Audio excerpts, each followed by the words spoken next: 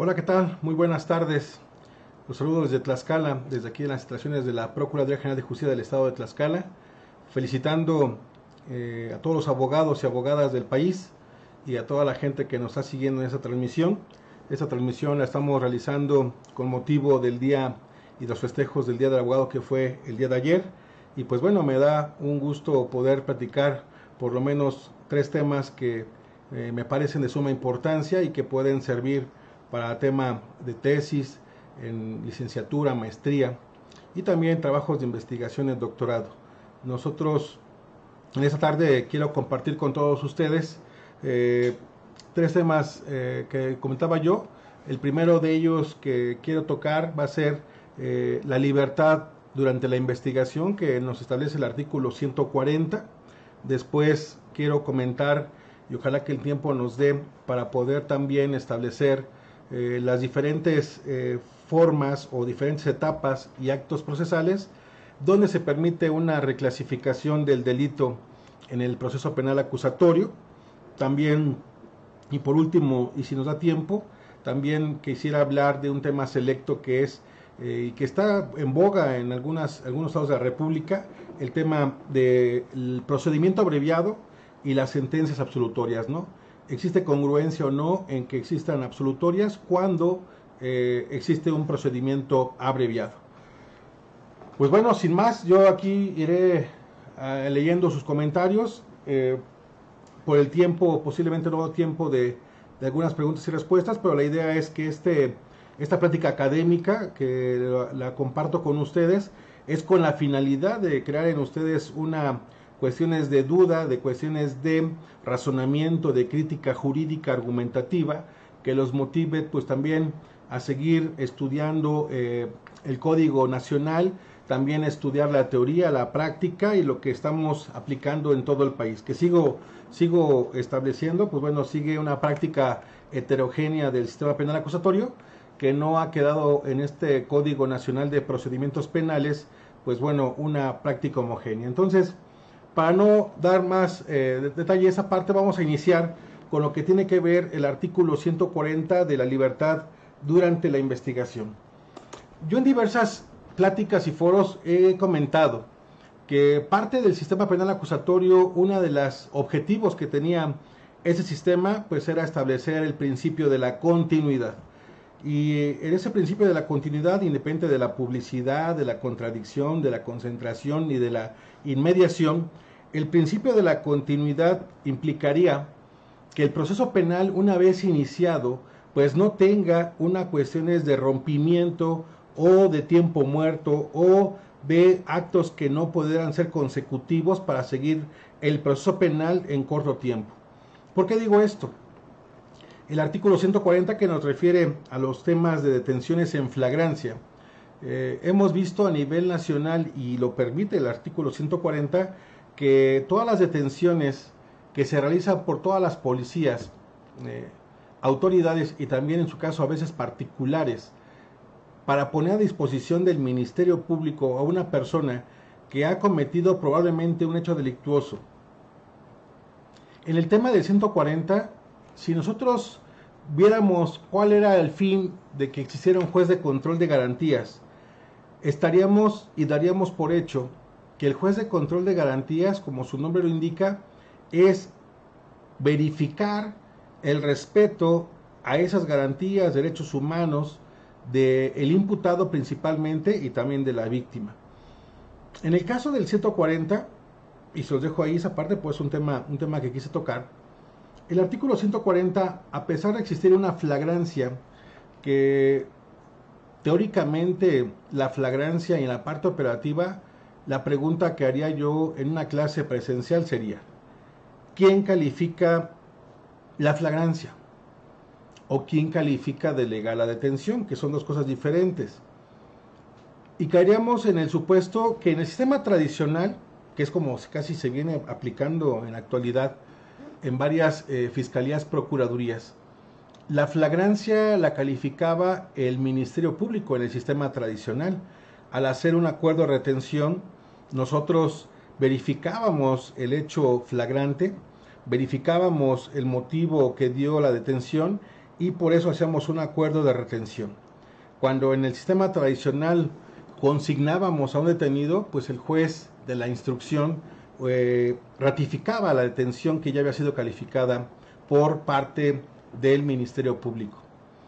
En el sistema acusatorio, nosotros, Ministerio Público, realmente calificamos los hechos que se manifiestan en el parte informativo puesto a disposición respecto a lo que el policía o autoridad que detuvo nos establece para justificar un supuesto del artículo 146.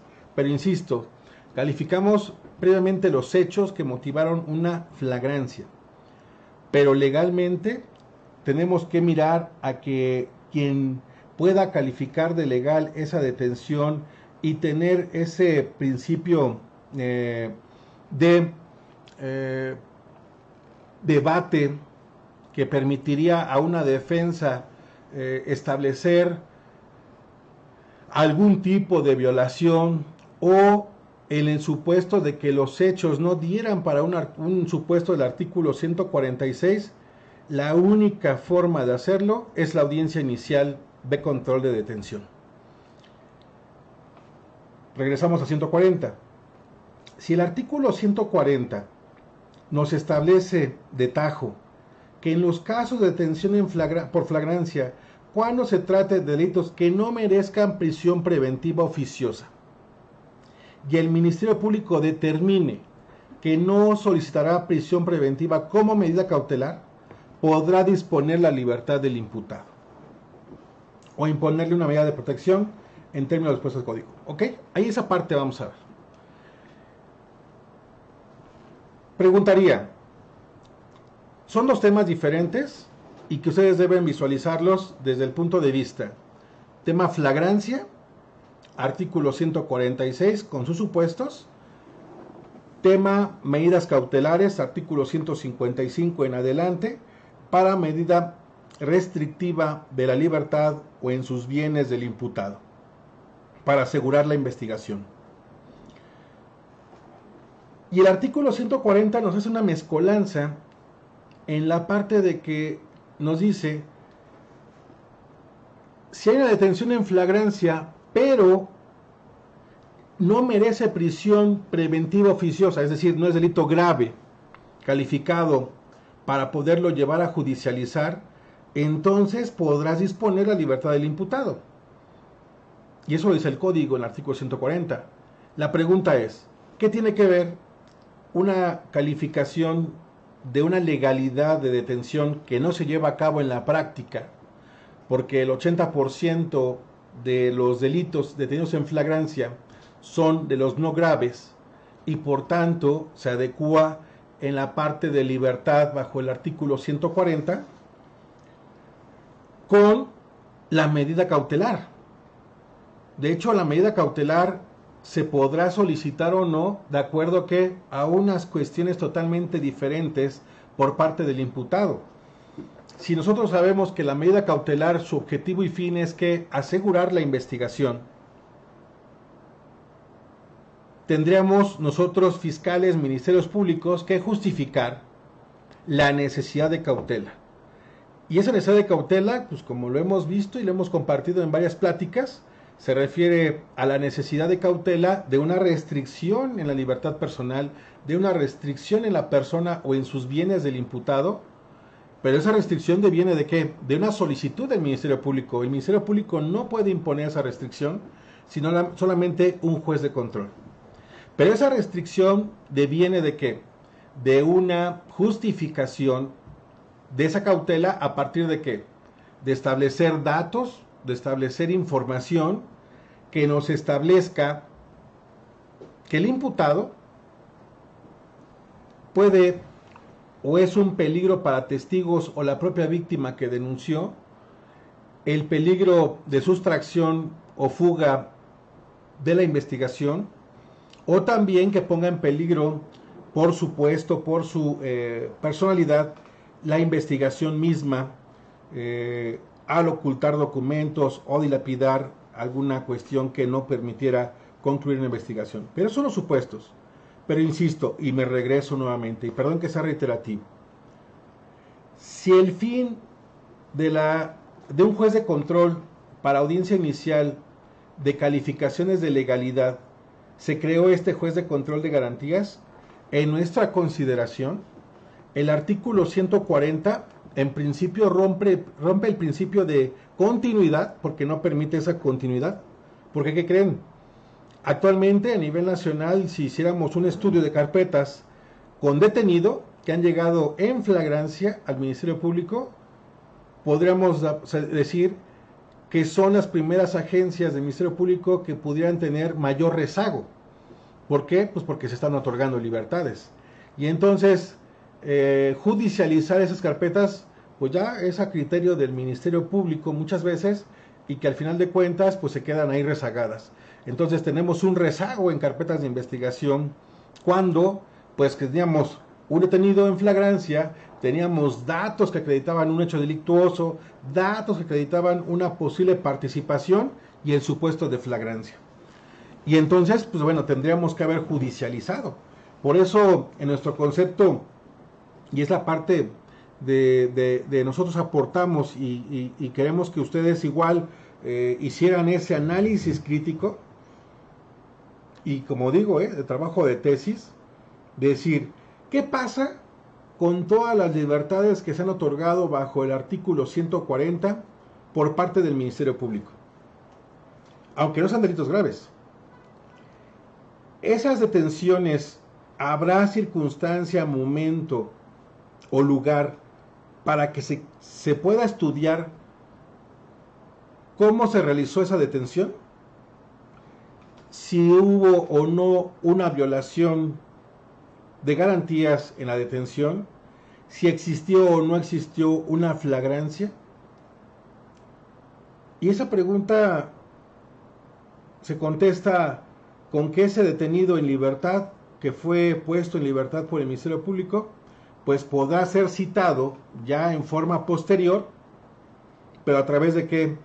De un citatorio o una orden de aprehensión, según lo que judicialice el Ministerio Público, pero el motivo o el tema detención, el tema flagrancia, ya no es tema de debate en una audiencia inicial.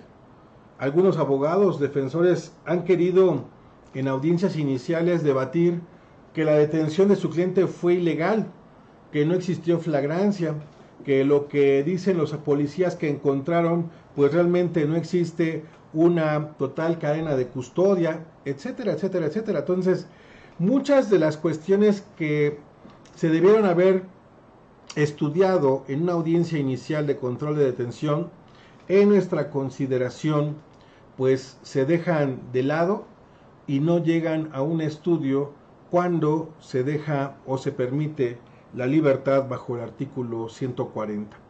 Muchos hablan de que, pues bueno, no es necesario que se califiquen todas las detenciones, pero hablamos de un tema de legalidad. El tema de la creación de un juez de control, pues fue para ese efecto. Fue para efecto de que de un control de garantías. Si nosotros, a contrario censo de lo que se viene haciendo a nivel nacional, judicializáramos todas las carpetas con detenido cuando efectivamente de esa precalificación de hechos el Ministerio Público considere que sí está justificada la flagrancia, tendríamos que ir forzosamente a audiencia inicial. ¿Qué pasaría ahí? Pues que no tendríamos rezago, porque todos los asuntos de detención estarían estudiados primeramente cómo fue la detención, daríamos el derecho de defensa y de contradicción con un defensor presente en audiencia inicial, donde podríamos debatir cómo fue la detención que alega el Ministerio Público de acuerdo a lo que está manifestado en el IPH o parte informativo de la policía aprensora o primer respondiente. Pero eso queda fuera de debate, eso se permitiría. Por otra parte, pues bueno, todas las detenciones realizadas en México, que eso es lo que se buscaba, todas las detenciones sin excepción tendrían una calificación por parte de un juez de control. Pero por esa parte no tendríamos, insisto, rezagos. Muchas audiencias ya se irían a lo mejor en una sola audiencia a la vinculación o a la no vinculación, o muchas de ellas quedarían desde ahora mismo ya calificadas en una posible ilegalidad de esa detención. Con el artículo 140, en nuestra consideración, pues se rompe ese principio de continuidad y también pues se deja de estudiar por parte de un juez de control la detención misma, y también se le priva al imputado de que su defensa pueda debatir dichas detenciones. Y ese es el primer tema que lo dejo ahí,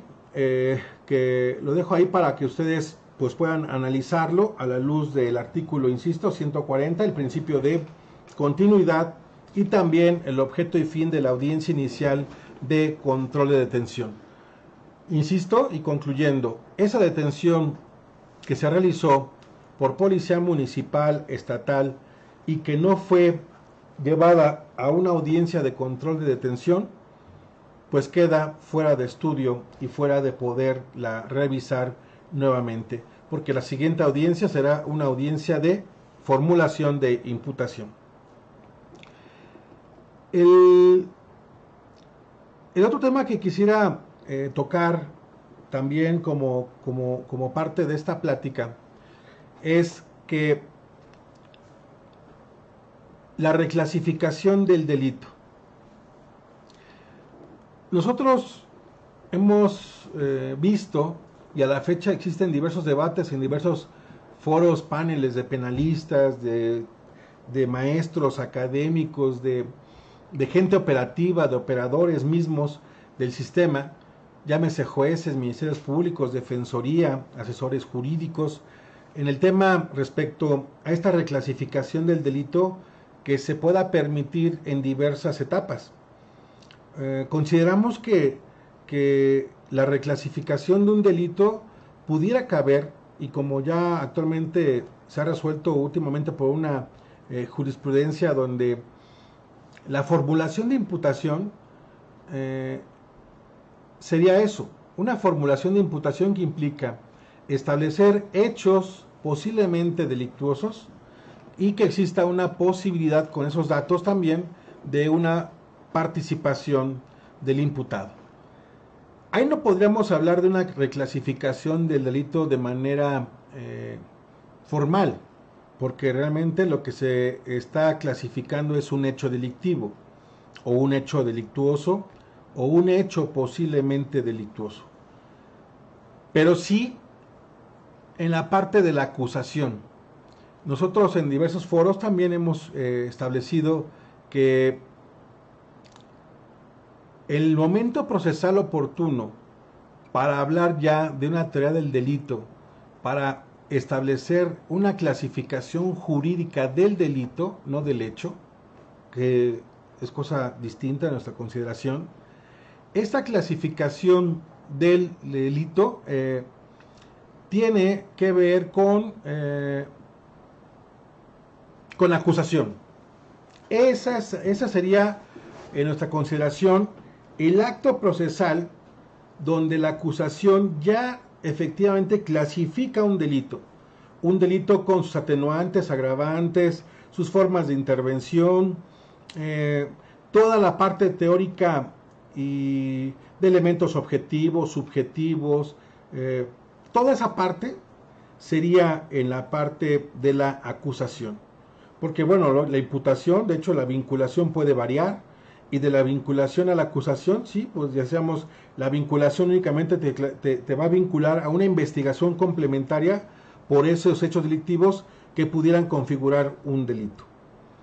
Gracias, aprovecho para saludar aquí a los que nos van siguiendo, nos van escribiendo. Lalo Pérez, gracias por seguirnos y escuchar esta plática, y también a Norma Claudia Ortiz Gómez.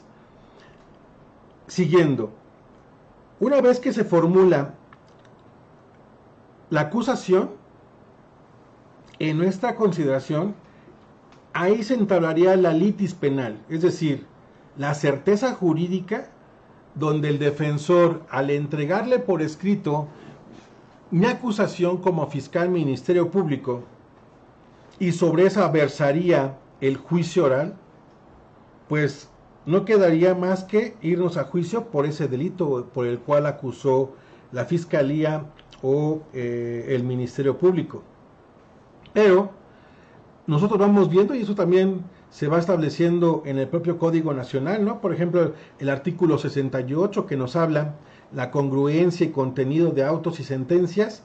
Los autos y las sentencias deberán ser congruentes con la petición o acusación formulada.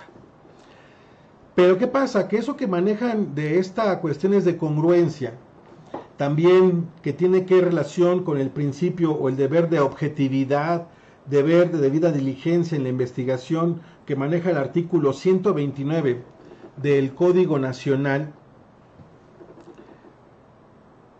nos va estableciendo lo que venimos comentando, es decir, pues que la acusación es el acto formal donde el Ministerio Público ya tuvo oportunidad de investigar a la persona imputada durante un tiempo de investigación complementaria a partir de la vinculación a proceso. ¿Y eso por qué? Pues bueno, porque el juez de control establece que sí existen datos que justifican un hecho posiblemente delictuoso. ¿Pero qué pasa ahí? ¿En verdad existe una congruencia de la acusación con la sentencia de juicio? ¿En verdad se respeta estos deberes de objetividad y debida diligencia en la investigación? ¿Existe certeza jurídica de las defensas respecto al delito por el cual van a ir a litigar un asunto en juicio oral? Pues consideramos que no. ¿Por qué no? Bueno, porque el artículo 398, que nos habla de la reclasificación jurídica, nos establece tanto el alegato de apertura como en el de clausura, el Ministerio Público podrá plantear una reclasificación respecto del delito invocado en su escrito de acusación. Y bueno, ya ahí dice la forma, ¿no? Cómo se lleva a cabo, va a haber una suspensión de la audiencia, XX. Pero el fondo es ese.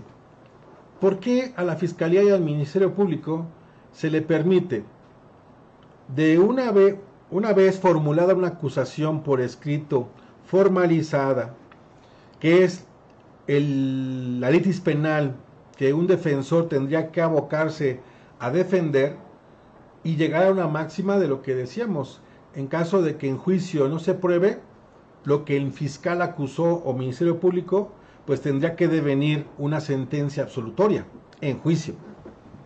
Pero más, ¿qué pasa? Que si el Ministerio Público, aún formulando una acusación, aún abriéndose el auto de apertura a juicio oral, aún depurando, más es más difícil todavía, porque en ejercicios y en el ejercicio mismo, porque hay pocos juicios realmente que se llevan a cabo, pero los ejercicios de prácticas, cuando hacemos una práctica de depuración de medios de prueba que se van a llevar a juicio, pues los haces referente a una acusación que tienes formulada, la que tienes por escrito, preparas tus medios de prueba, que en su momento van a ser pruebas en juicio, pero respecto a esa acusación. Y de ahí viene temas como teoría del caso, la cuestión de la propuesta fáctica, la cronología de hechos, la propuesta probatoria y la propuesta jurídica. Y hasta en clase decimos, y eso lo manejan muchos profesores a nivel de litigación. ¿Qué nos dicen? Un alegato de apertura, mejor dicho, una teoría del caso que se utiliza en un alegato de apertura, nos establecen, los hechos son un triángulo, ese triángulo de hechos tiene que embonar en el tipo penal en un triángulo, es decir, en la propuesta jurídica. Y lo que sostiene ese triángulo, pues tiene que sostener pues un triángulo de los medios de prueba. ¿Por qué? Porque es importantísimo que esos tres elementos, elemento probatorio, elemento jurídico y la proposición fáctica, puedan establecerse en una teoría del caso. Nos dicen, y en la práctica se ve, si yo tengo una propuesta jurídica, un cuadrado, tengo una propuesta fáctica de un triángulo y tengo una propuesta probatoria de un rectángulo, pues realmente totalmente no tengo una teoría del caso, no tengo un caso totalmente sustentado. Y es la parte de lo que se viene a establecer en este artículo 398. En la práctica decimos, bueno, si yo dejo de llevar un testigo porque en medios de prueba a mí no me funciona, no va a ser susceptible de que en juicio me aporte información relevante para comprobar un delito en particular, para comprobar una excluyente en particular, para comprobar una cuestión de calificativa, en el caso del Ministerio Público, ¿cómo le haría yo con esos medios de prueba, no? Reclasificar el delito. Muy difícil, pero el código lo establece. Entonces, estamos hablando que el Código Nacional, si lo vemos de manera muy formal, más que formal, muy literal como está, pues caeríamos en la cuenta que el Ministerio Público tiene 3 oportunidades de clasificar un delito. Hago una pausa para saludar a Tony Cancino, a nuestra amiga Edilma Soto, Aurora Cocoletzi, Cecilia García, Nayeli, Cintia Sánchez, Laura Cocoletzi, Shafani Yes, Ñañi Ramos, Miguel Rodríguez, Fernando Guevara Ortiz, Armonio Col, Rodolfo González, Floristería Orquídea Tlaxcala, Fer Soñún, Fernando, Alejandro, HP y Zayca Peral. Y retomo. Tiene que ver que entonces el Ministerio Público, una vez que ya se le permitió una investigación complementaria, formula una acusación formal, de acuerdo al 324 me parece, con todos los requisitos, y está ahí fijando el delito en particular por el cual está acusando a ese imputado. Pero ¿qué pasa si llegando el juicio, en el alegato de apertura, decide reclasificar a otro delito? Lo puede hacer de acuerdo a ese artículo.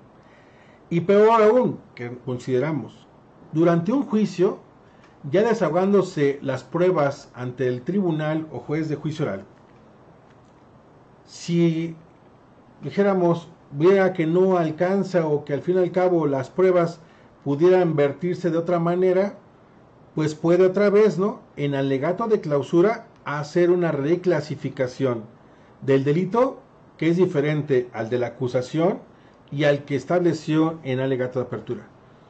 Insisto, tema de tesis, tema de estudio, tema de análisis crítico, argumentativo, para que lo puedan ustedes pues checar más a fondo. El tiempo es corto y pues bueno, ahorita en esta cuestión quise tocar ese tipo de notas que tengo aquí para efectos de poderlas compartir con ustedes, y es una inquietud que tenemos muchos y que ojalá que alguno de ustedes pueda servirles como algún tema de estudio y de exposición. Saludos a Medel Juliana, a Patti FG, a Sanri Monic, a nuestra amiga Livia Mendieta, a Heli, también saludos. Ahí lo dejo en el tema de la reclasificación del delito para que lo puedan checar y lo puedan establecer algunas cuestiones. Yo ya establezco mi punto, que para mí no se le debería permitir. Yo considero que, y concluyendo el tema de reclasificación, que una vez formulada la acusación, por ese delito tiene que llevarse a juicio al imputado, al acusado, y que si el delito no se da y no se comprueba en juicio con los medios de prueba que el fiscal escogió y determinó para comprobar su teoría del caso, pues tiene que ser sentencia absolutoria. Consideramos que las reclasificaciones en alegato de apertura y en alegato de clausura, pues más que romper también el principio de congruencia, de certeza jurídica, pues también no existe una igualdad con la defensa. El último tema que escogí para la práctica de hoy también es el procedimiento abreviado. El procedimiento abreviado es un procedimiento primeramente que se establece pues para abreviar el proceso, es decir, para reducir los tiempos. El procedimiento abreviado fue creado únicamente, escuchen, porque digo, cuando inició el sistema, muchos estados de la República cometieron el error de establecer que podría haber, y ese es el tema que quiero llevar aquí a la plática, la congruencia de una sentencia absolutoria. ¿Es congruente o no una sentencia absolutoria en un juicio abreviado? Y algunos van a contestar que sí. Y en nuestra consideración estamos seguros, y así lo tenemos bien claro, que el procedimiento abreviado no se creó para sentencias absolutorias. El procedimiento abreviado se creó para sentencias de condena. ¿Por qué digo esto? Si nosotros vamos a la parte de el objetivo y fin de un procedimiento abreviado, primeramente, el procedimiento abreviado es un procedimiento que se va a plantear, y que se va a plantear para que lo autorice ¿quién? El juez de control. El juez de control de garantías es nuevamente el que va a verificar, a controlar que no se violen garantías del imputado, garantías de la víctima, y el que va o no a autorizar este procedimiento abreviado. ¿En qué consiste el procedimiento abreviado?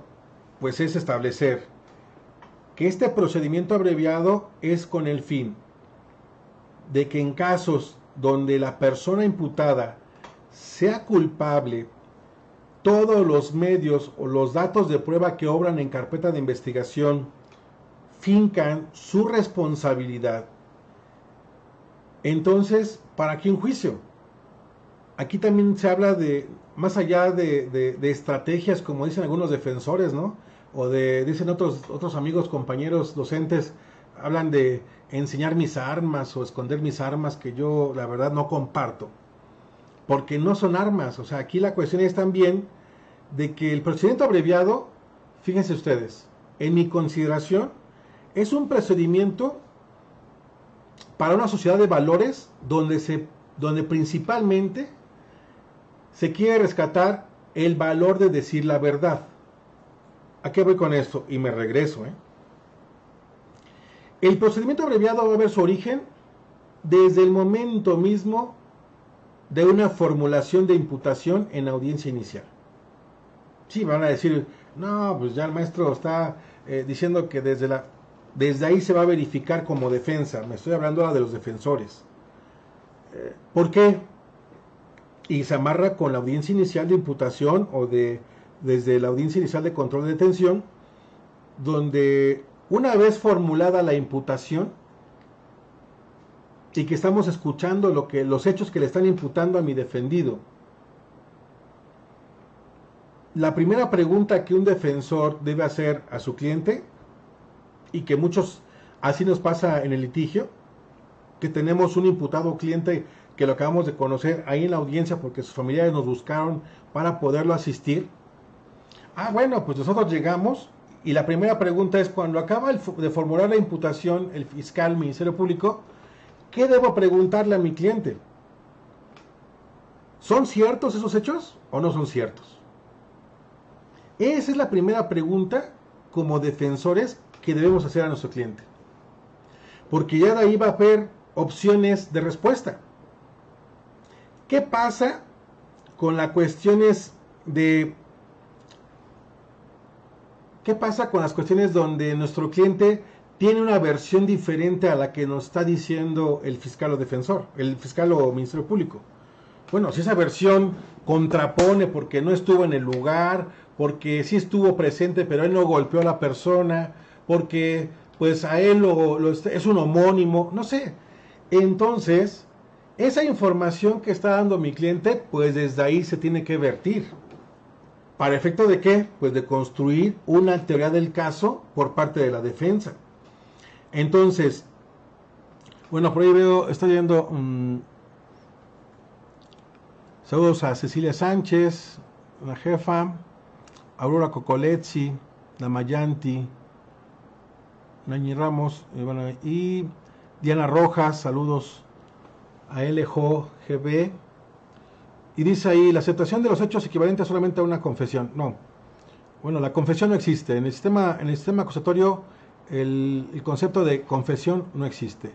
Hablamos aquí de aceptación de responsabilidad. Hay nada más para acotar.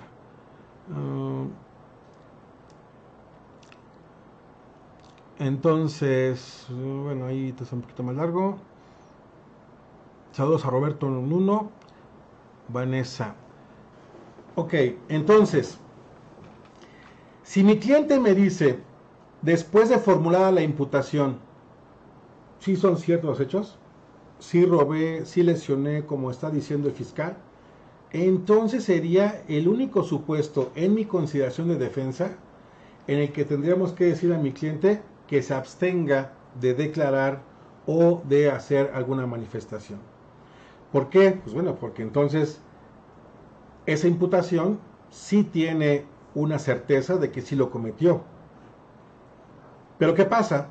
Que si mi cliente me dice que él no estuvo presente en ese lugar, que él tiene cómo comprobar que estuvo en un lugar diverso, que él tiene cómo comprobar que estuvo presente pero que no participó, al final de cuentas, eso tiene que rendir en su primera declaración ante juez de control, para que sobre esa parte podamos establecer, decimos, el sostén de una teoría del caso.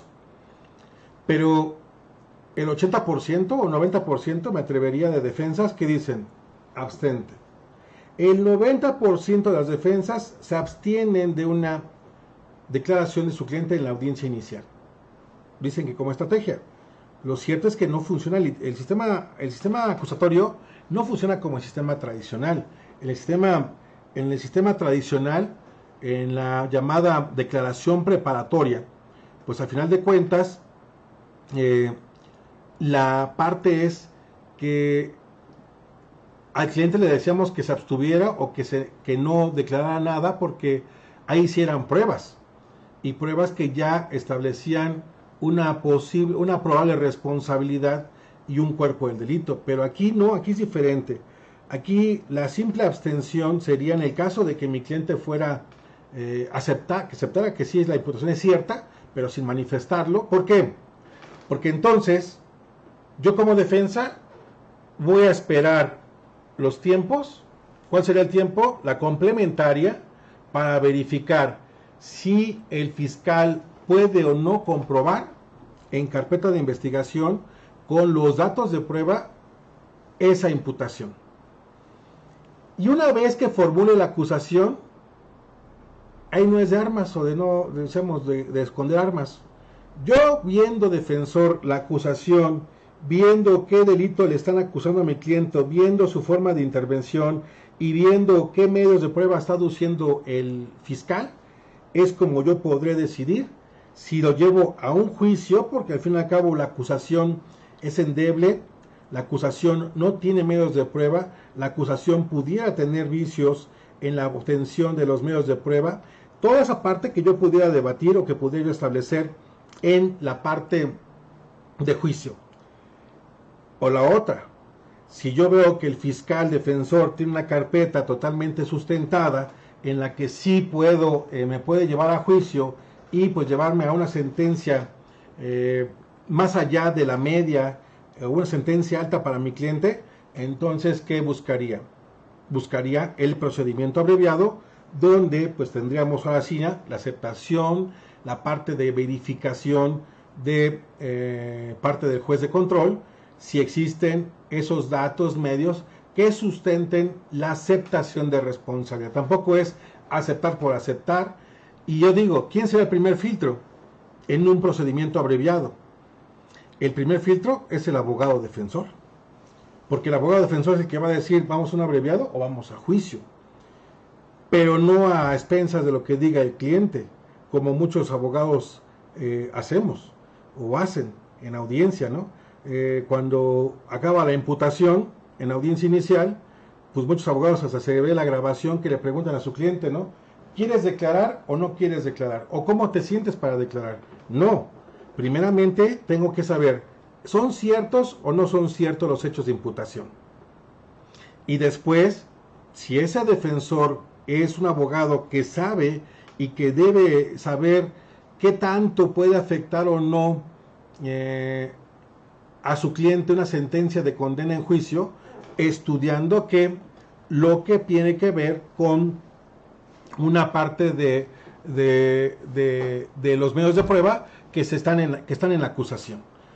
Entonces, esa parte, por ejemplo, nuestro Código Nacional contempla, porque ahí veo que dice que Lalo Pérez, lo que refieres con todo respeto, LG es el sistema jurídico chino. Bueno, le dice a otra compañera. No, nosotros estamos con el sistema penal acusatorio mexicano y lo que dice el Código Nacional. Y efectivamente, lo que dice Lalo Pérez, por ejemplo, en México, el abreviado se puede llevar a cabo desde el auto de vinculación.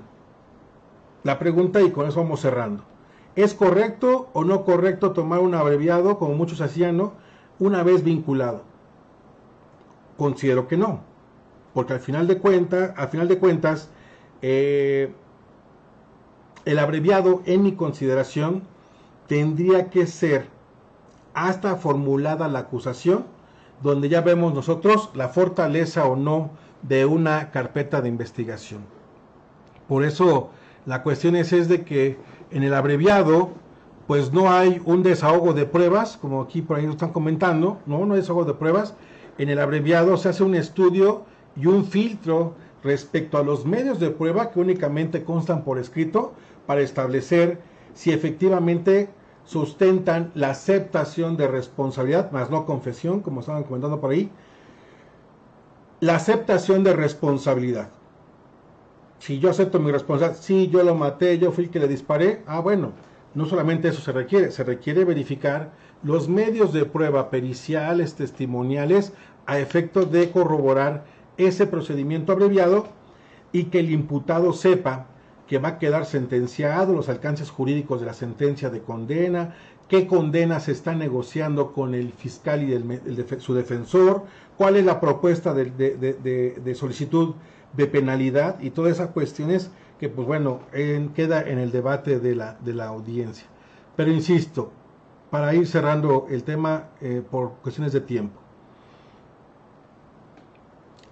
aun y cuando el Código Nacional permite un abreviado desde el auto de vinculación, nosotros consideramos que debe agotarse la investigación complementaria, porque de ahí surgiría el estudio jurídico, y una vez cerrada la investigación y formulada la acusación, pues el defensor tendría más posibilidades de ejercer una debida defensa y un debido asesoramiento para el efecto de poder decirle a su cliente si es conveniente el camino A, que es un abreviado con sentencia reducida, pero sin sentencia, o si es conveniente el camino B, que sería ir a juicio oral, a debatir en juicio todas las pruebas que presente el fiscal y lógicamente las que el defensor obtenga para buscar una sentencia absolutoria.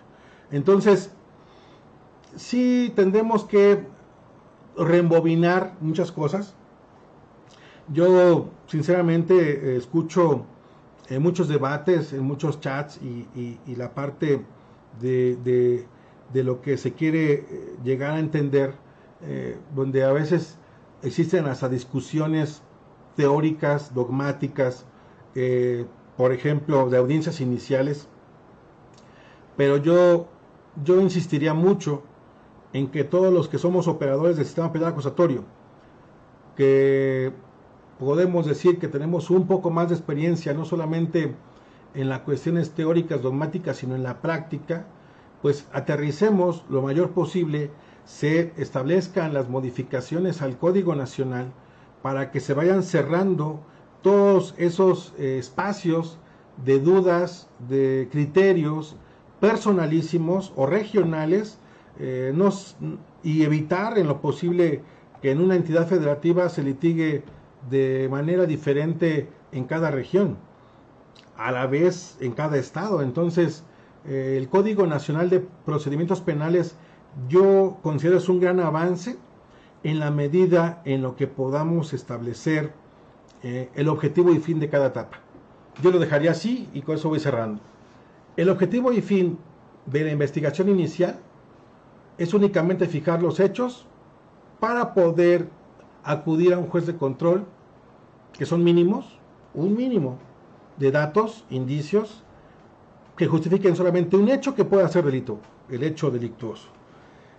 y también datos que establezcan una posible o posibilidad de participación. Con eso yo me voy a audiencia inicial para formulación de imputación y lograr una vinculación al proceso. Y agregaría vinculación a proceso de investigación complementaria. Aunque fuera más largo el título, o le quitaríamos en México la palabra proceso, que nos hace mucho ruido a los abogados mexicanos, porque ya escuchamos proceso, pues ya está procesado, pero no.